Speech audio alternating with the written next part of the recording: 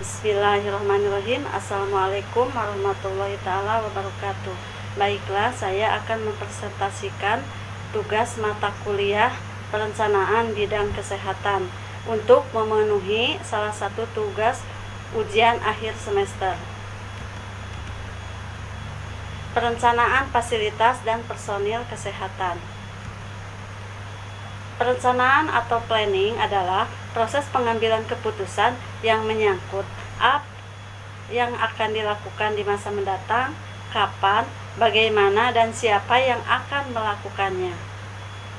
Perencanaan kesehatan adalah sebuah proses untuk merumuskan masalah-masalah kesehatan yang berkembang di masyarakat, menentukan kebutuhan dan sumber daya yang tersedia, menetapkan tujuan program yang paling pokok, dan menyusun langkah-langkah praktis untuk mencapai tujuan yang telah ditetapkan.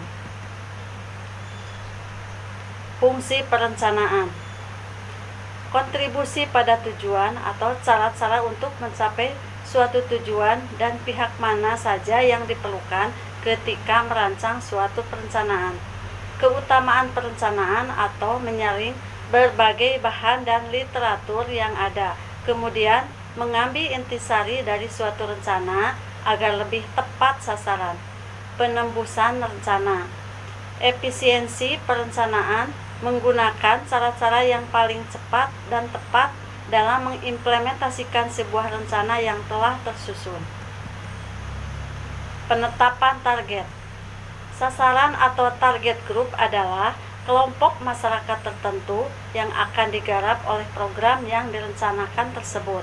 Sasaran program kesehatan biasanya dibagi dua, yakni sasaran langsung, yaitu kelompok yang langsung dikenai oleh program tersebut. Misalnya, peningkatan status gizi anak balita, maka sasarannya langsungnya adalah anak balita. Sasaran tidak langsung adalah kelompok yang menjadi sasaran antara program tersebut, namun berpengaruh sekali terhadap sasaran langsung. Rencana anggaran dan efektivitas program kerja. Rencana anggaran adalah uraian tentang biaya-biaya yang diperlukan untuk pelaksanaan kegiatan, mulai dari persiapan sampai dengan evaluasi. Biasanya rincian rencana biaya ini dikelompokkan menjadi biaya personalia, terdiri dari gaji pendidik dan tenaga pendidikan, serta tunjangan yang melekat pada gaji.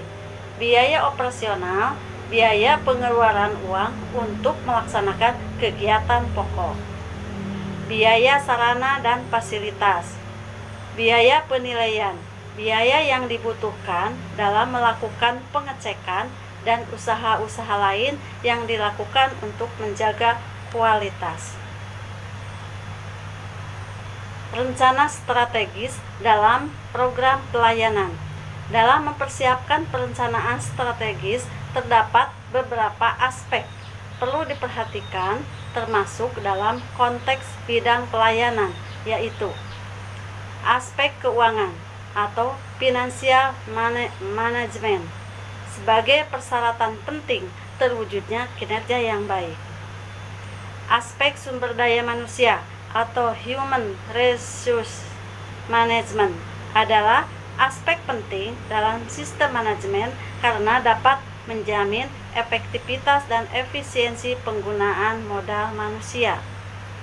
Aspek teknologi informasi atau information technology adalah persyaratan penting bagi organisasi pemerintah modern. Aspek pengelolaan hasil pembangunan atau managing for result, apakah top manajemen telah mendasarkan pada manajemen kinerja. Rancangan pembangunan.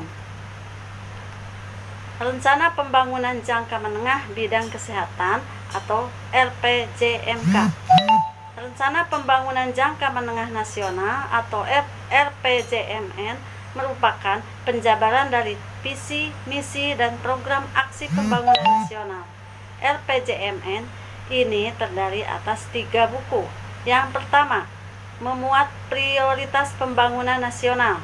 Yang kedua, memuat arah dan kebijakan bidang-bidang pembangunan. Yang ketiga, memuat arah kebijakan pembangunan kewilayahan. Tujuan adanya RPJMK ialah untuk mempermudah pemerintah dalam hal mensortir prioritas utama dalam bidang kesehatan yang diberikan wewenang tersebut kepada Kementerian Kesehatan. Rencana Tahunan Pembangunan Kesehatan atau RTPK. Undang-Undang Nomor 25 Tahun 2004 tentang Sistem Perencanaan Pembangunan Nasional atau SPPN mengamanatkan bahwa setiap kementerian perlu menyusun rencana strategi atau Renstra yang mengacu pada Rencana Pembangunan Jangka Menengah Nasional atau RPJMN. Setelah Renstra ditetapkan, perlu dilakukan penjabaran dari program dan kegiatan yang telah ditetapkan dalam Renstra. Perencanaan kesehatan tingkat puskesmas. Strategi pengembangan puskesmas yang dilaksanakan dimaksudkan untuk memberikan wadah bagi puskesmas untuk mengembangkan diri sesuai potensi masing-masing yang tujuannya adalah peningkatan mutu layanan secara komprehensif atau promotif, preventif, kuratif, dan rehabilitatif dengan tetap berpegang pada prinsip-prinsip strategi pengembangan puskesmas. Prinsip-prinsip strategi pengembangan puskesmas tersebut diharapkan dapat dijadikan sebagai dasar kebijakan pengelolaan puskesmas dan menjadi salah satu agenda prioritas kegiatan di Dinas Kesehatan. Perencanaan kesehatan tingkat puskesmas. Prinsip-prinsip strategi pengembangan puskesmas yang harus diperhatikan diantaranya adalah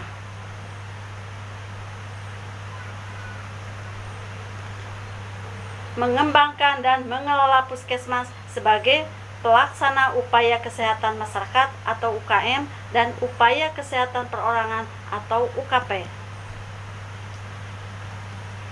Mengembangkan dan mengelola upaya pemberdayaan masyarakat untuk kesehatan. Mengembangkan dan mengelola layanan kesehatan lokasi spesifik penting bagi puskesmas untuk mengembangkan kegiatan lokal spesifik sebagai ciri khas layanan kesehatan puskesmas tersebut. Sekian, terima kasih dan mohon maaf atas segala kekurangannya. Assalamualaikum warahmatullahi wabarakatuh.